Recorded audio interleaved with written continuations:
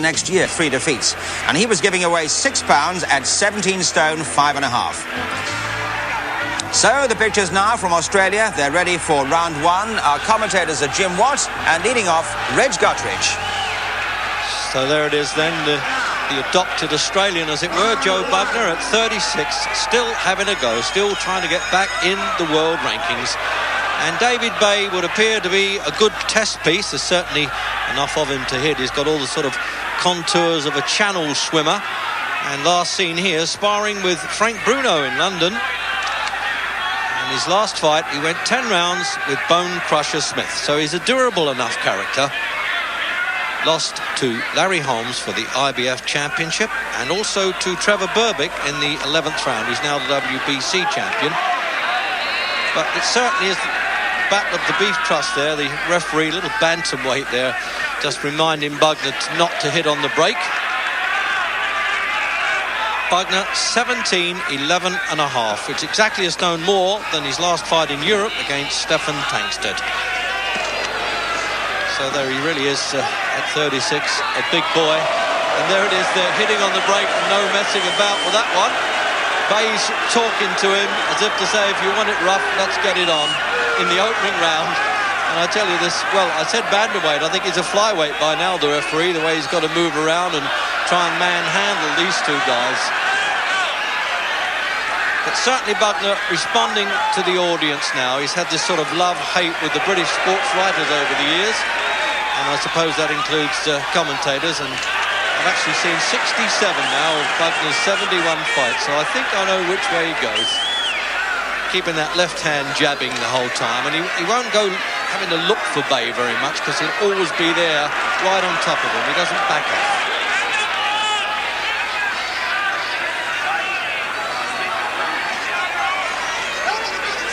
Trouble with Bey, he's been carrying a bit too much weight in the past. At one time he blew up to 290 pounds and quite rightly nicknamed the Bey of Pigs. So Bey at the moment number 14, they've got him in the world rankings, and Joe isn't anywhere near that, although I imagine he impressed a few people in the American ratings list with his win over James Quick-Tillis.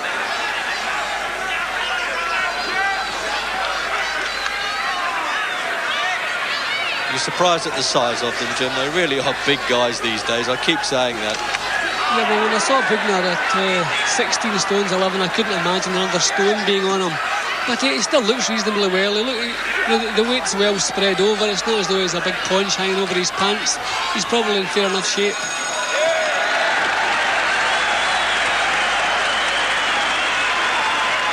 So, as I say, the Australian crowd rising to Bugner, and in replay now, they get that double jab, the old postman's knock punch. Always good at that, Bugner. Into the second round then, scheduled for 10. And just Bugner now just feeling out the opposition, as they say. Bey, well, he hasn't really worried about the chat that's been coming from the Bugner camp in Sydney, because he really is a bold and brave enough guy. Old combat sergeant in the US Army, served in Germany. In fact, his mother is of German origin.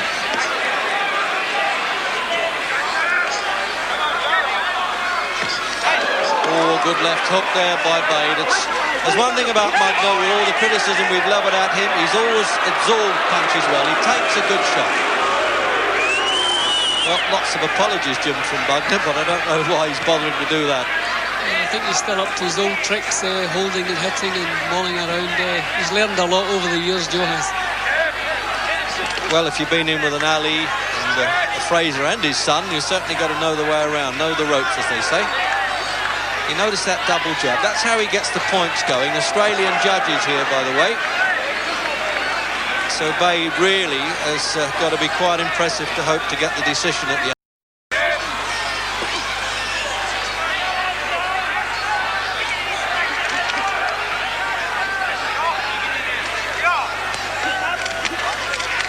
Well, if Joe gets sore at times about the criticisms that he's received in England, which, remember, he came from Hungary when he was quite young and boxed at the Bedford Boys Club and was a discus thrower. Well, there are times when he's certainly promised a bit more than he's produced, despite holding the British Championship, the youngest ever actually, at 21.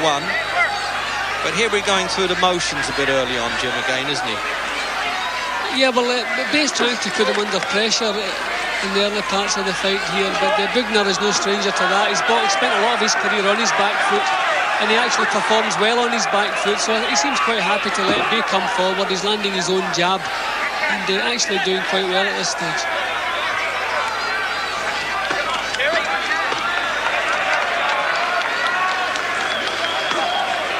Well, he's certainly got a vast target to throw punches there, Bugner. He really won't find this fella too slippery. He's there to be hit, as proved with Larry Holmes and Trevor Berbick, and as I say, with Bone Crusher Smith in his last one.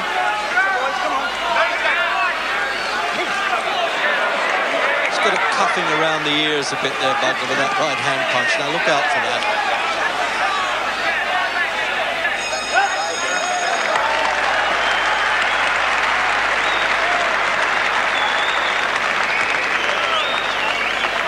So in replay now, this left hook, there it is from Bey. That was certainly the best punch so far. I think that he did well to stand up from that one, Bugner. It was a decent punch, all right. And the referee warning Bugner for holding there and hitting as he goes away.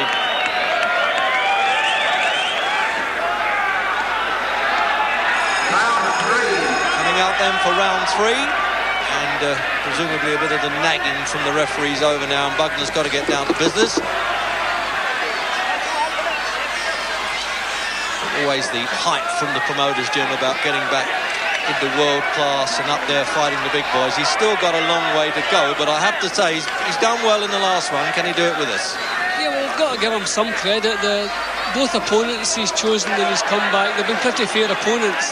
Tillis and now Bey, you can't really say he's come back with no hopers. And Bey looks lively enough, certainly overweight, but he seems to have got himself in good shape. He's keeping Bugner under pressure, and Joe's coping with it fine. Well, Bey at one time was actually WBA and WBC world number 2, so he's been there if nothing else. He's 29, so giving away a few years there, Joe, to stop these youngsters, as I would say, in his weight coming at him.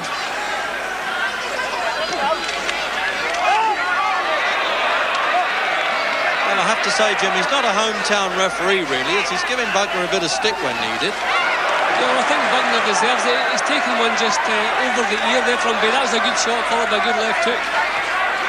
Bey seems to be the better puncher of the two.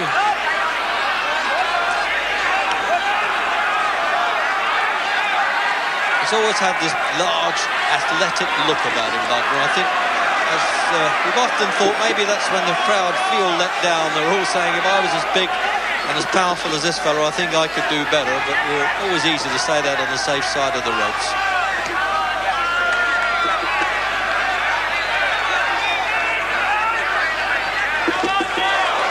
Doing well with the left hook there, David Bey. He's got to look out for that one, Bugner. He tries to pull away from the punch, but not quickly enough.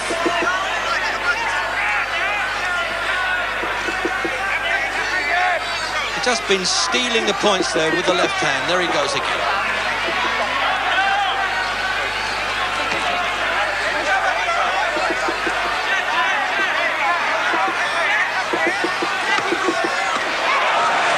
Better round now for Bugner in the third. He started to get on top. There it is with the cuffing right hand again that I mentioned.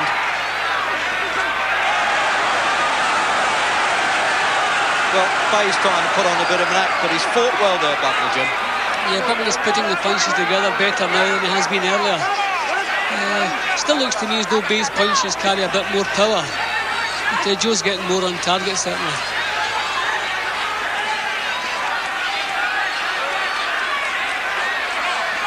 So coming up then for the end of round 3. And Bugner looking a lot better in this round.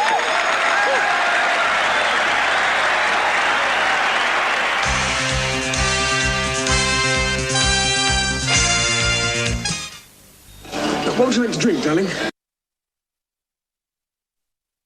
Bey consistently plodding on, and no sign of a knockdown yet. Bugner, in fact, has stopped 38 of his opponents, and took 15 years for him to be stopped from his first fight until he fought Ernie Shavers. So He's been in with the best punchers in the world, with certainly with Frazier and Shavers. So I don't think Bey, even at 36 years old now, Bugner, Bey can dent that reputation of being at least durable.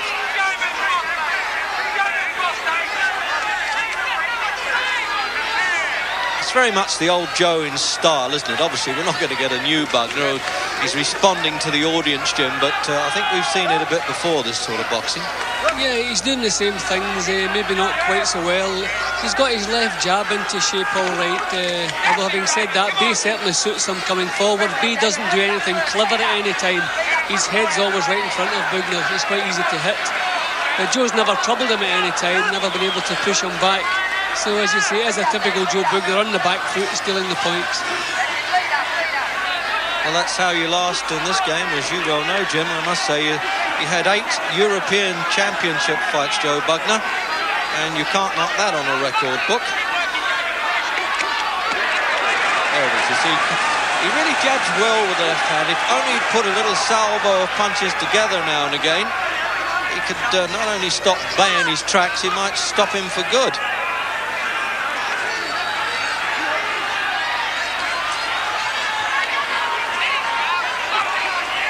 Very predictable then, David Bey, from the very unlikely name of Nicetown in Philadelphia he comes from.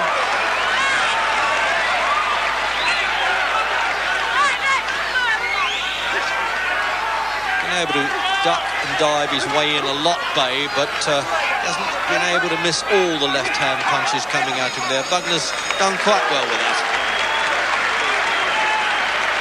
And the crowd really have always given Bugner the encouragement, and I must say he certainly responds to that. A little pat on the back, well, we all love that now and again. So there's the new Australian corner team then, with the lad from Hungary, who certainly kept the British fight game going for a long time, and they're still trying to forgive him for getting the decision over Henry Cooper. Into the 9th, and no question, better boxing from Bugner, puts him ahead, but I wouldn't have thought by that much, Jim, would you? No, because he hasn't been able to keep Bey off him. Bey's always getting through Joe's jab. He's taking a couple of jabs in the way in, but he's still getting to Bugner. Bugner's still a bit frustrating. He just lacks that little bit of devil to take the fight to Bey a little bit more. So because of that, I would say it's still pretty close. Well, he's finding time for chat there, Bugner. I don't know whether he's calling down to the missus if everything's okay, probably. But if this keeps going, if he can really stay out of trouble like this and take care of himself and knowing how to hold and smother, as Joe does very well, he could make more comebacks than Nellie Melba.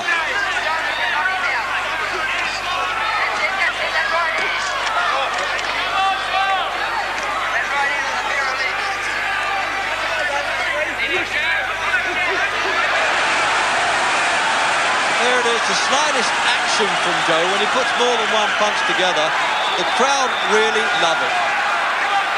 Well, he certainly got to their hearts, and I give him full credit for that.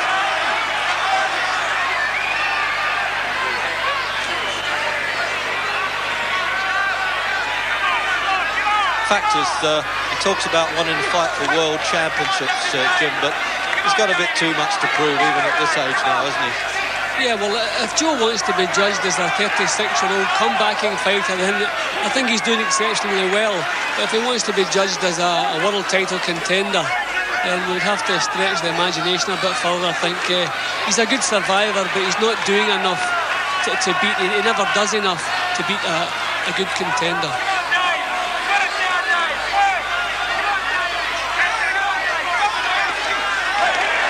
There's been a fair amount of leather exchange here, Jim, and with these rather colourful gloves, then you could get blue in the face in this sort of fight. Give Bey credit, though, he's always come to fight, hasn't backed off. Well, he thinks he's going to win the fight, Bey, and I think he's got a bit of a surprise coming. He always looks a bit distressed, Bugner, but that's an old mannerism of his. He always said he's had trouble breathing, and that's why he pulls that kind of face. And that is actually correct. He did it back in his amateur days when he boxed for Young England. So coming out then for the 10th round, and well, for a minute I thought this was a big daddy job there, waving to the crowd coming out for the last. And they both think they've won it, but I don't think that will influence the judges at all.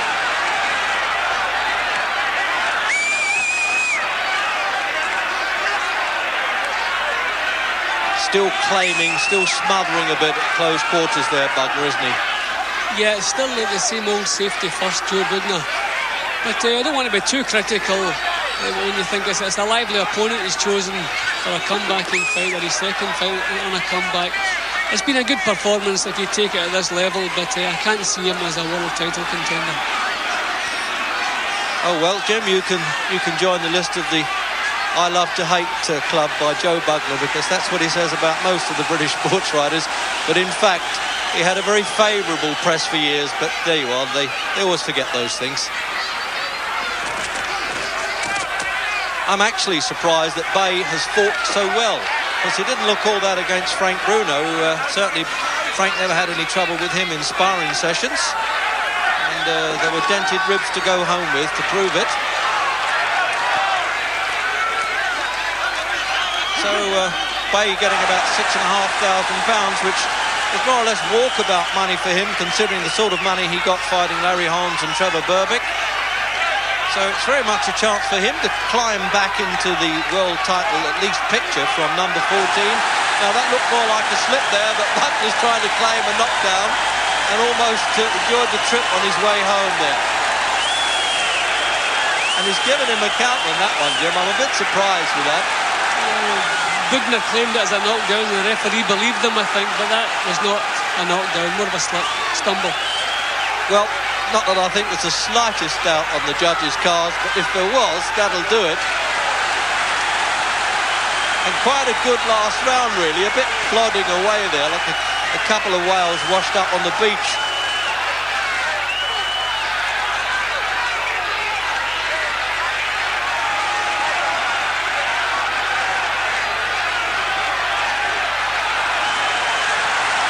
So rising to the finish, as always, Joe Bugner, and I'm sure when they raise his hand, as undoubtedly they will, he'll challenge the world and anybody else around.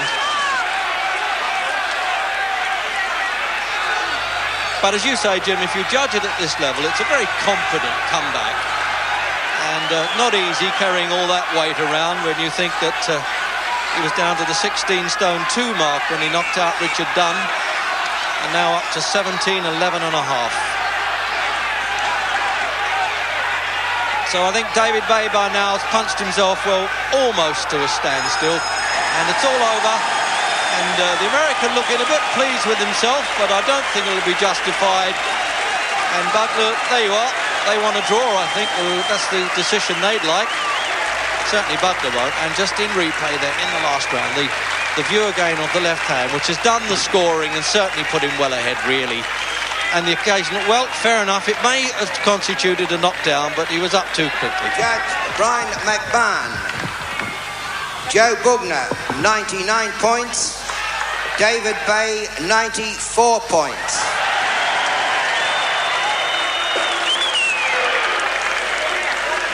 Johnny Wright. Joe Bugner, 97 points. David Bey, 94 points.